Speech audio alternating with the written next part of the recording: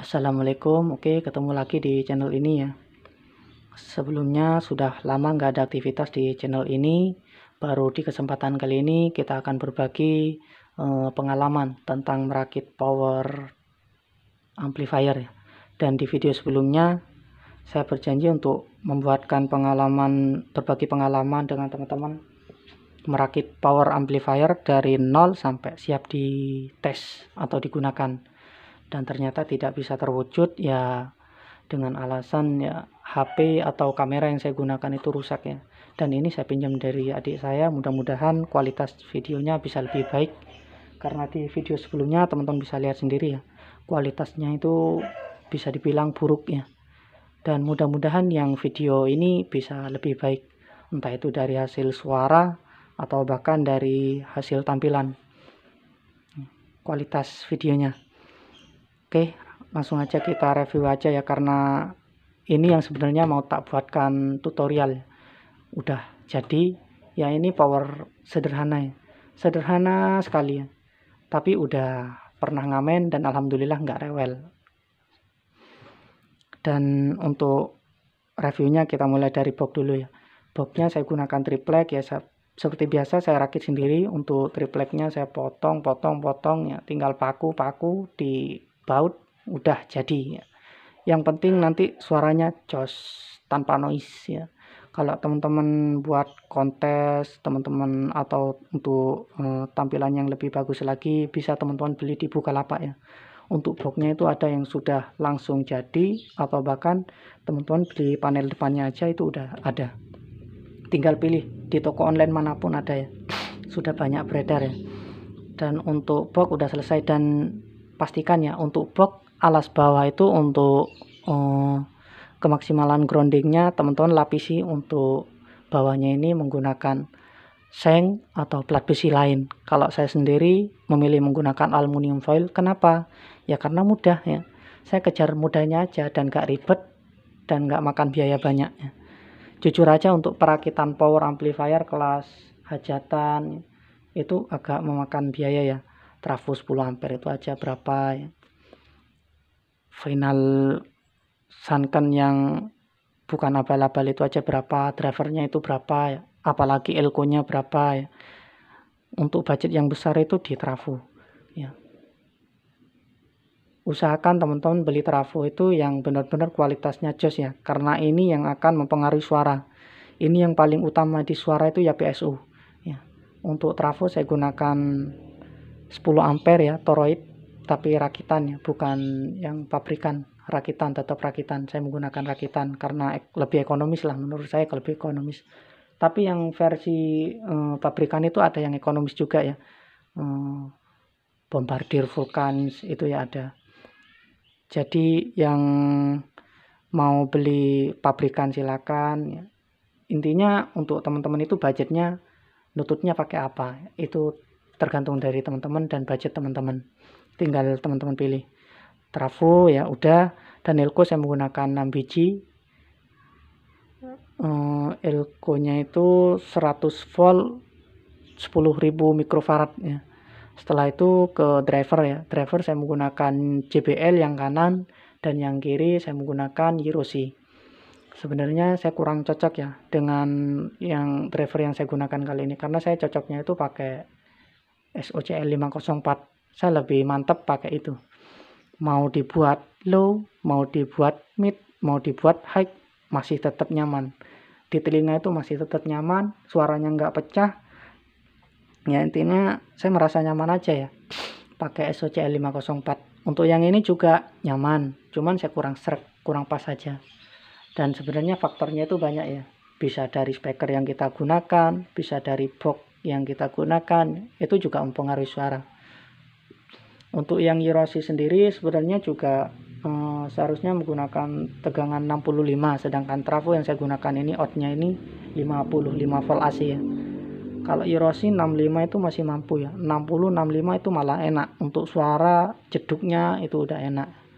Tapi kalau Hiroshi kita gunakan volt rendah, itu malah suaranya nanti serak ya. Nggak enak didengar. Kalau kita pelankan, suara seraknya itu terasa. Tapi kalau kita besarkan, suara seraknya agak hilang, cuman tetap ada seraknya. Yang untuk JBL sendiri itu lebih, kalau menurut saya pribadi itu lebih cocok ke mid ya, mid sama high. Untuk low agak sulit ya, diajak low itu agak susah. Dan ini sendiri memang saya gunakan untuk mid ya. Tapi yang Yerosi dibuat mid kurang ngemid. Dia agak ngeluh. Yerosi itu agak ngeluh, ngemidnya kurang ngemid. Jadi teman-teman kalau mau merakit power, usahakan teman-teman rancang dulu ya. Karena ini udah darurat, enggak, maksudnya darurat itu dana udah pas-pasan ya. Saya itu nyicil ya, beli trafo dulu, setelah itu beli key driver. Cuman kesalahan saya itu saya enggak rencanakan dulu, saya enggak rancang dulu. Saya mau buat apa, terus saya gunakan untuk apa ya. Kesalahan saya itu di situ ya.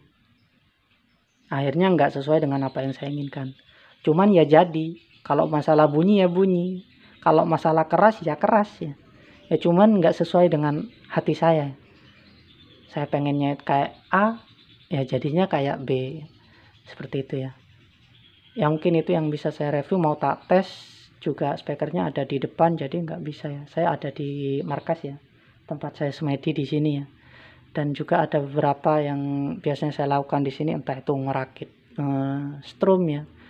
Mungkin lain waktu saya akan berbagi tentang rakit strum ya, strum ikan kayak gini ya. Mungkin kita akan berbagi merakit strum ikan. Kalau merakit strum ikan itu dananya butuh sedikit sudah bisa ya.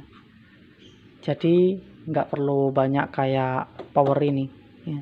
Ini dananya harus tebel ya, dompet harus tebel dan harus nyicil dikit gitu ya. Kalau untuk strum ikan ini bahan udah ada, tinggal dibuatkan videonya untuk perakitannya seperti apa. Dan saya juga akan bahas nanti menggunakan platina baja Widya sama menggunakan platina yang udah pabrikan atau platina yang biasa teman-teman itu pakai itu Denso atau yang lain lah ya. Jadi ini menggunakan platina baja Widya ya. Ya mungkin di lain waktu saya akan coba untuk berbagi pengalaman tentang merakit power ini dan tentang penggunaan kapasitor atau bahkan menggunakan kondensor itu lebih enak mana atau lebih jos yang mana ya. Bisa kita akan berbagi. Dan boxnya juga kalau teman-teman mau nanti juga akan saya buatkan tutorial box strum ya. Ini box strum model seperti ini bisa ya. Di sini ada bolongan buat masukin ini. Nah, seperti ini. Nanti jadinya itu aki ada di dalam, dimasukkan dulu ya. Akinya ada di dalam, nanti ini baru yang masuk. Untuk kabel ini masuk di bagian. Nah, kalau ini kabel aki ya. Nanti kita tinggal colokin di sini. Kalau ini kabel saklar ya. Kita tinggal tutup.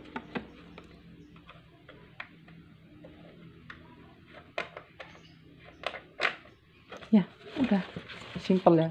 Tinggal kita bawa. Ada juga yang model kayak gini. Ini modelnya buka full ya, full fish ya. Jadi dibukanya full, tinggal buka ya. Trafo ini hanya untuk coba, maksudnya ngetes platina itu bisa ndak ya. Jadi ini kan ngerakit sendiri, kita las sendiri itu ya. Untuk platina baja Widya itu ya, kita gunakan platnya juga terserah teman-teman mau menggunakan plat apa. Yang penting itu kelenturannya itu enggak terlalu lentur dan enggak terlalu kaku, sama getarannya itu juga stabil ya. Kalau teman-teman mau pakai plat yang lain ya terserah, yang penting itu lenturannya itu enggak terlalu lentur dan enggak terlalu kaku, standar lah ya. Jadi ini seperti ini boxnya ya. Tinggal tutup, kunci, udah bawa ya. Jadi ini tempat saya ya, Oke, mungkin itu aja ya. Kalau emang ada yang request untuk dites, nanti tak coba buatin video di depan ya, untuk pengetesan. Ini udah lumayan ya, udah ngamen beberapa kali, lancar, nggak ada masalah. Malah yang door itu yang kelas D ya, ya udah tak taruh ya. Buat apa, udah rusak ya. Mau dibenerin, saya juga udah kurang srek. Udah rusak ya udah tak taruh, pakai yang nggak rusak aja, yang nggak rewel. Udah sekian, assalamualaikum warahmatullahi wabarakatuh, dan terima kasih.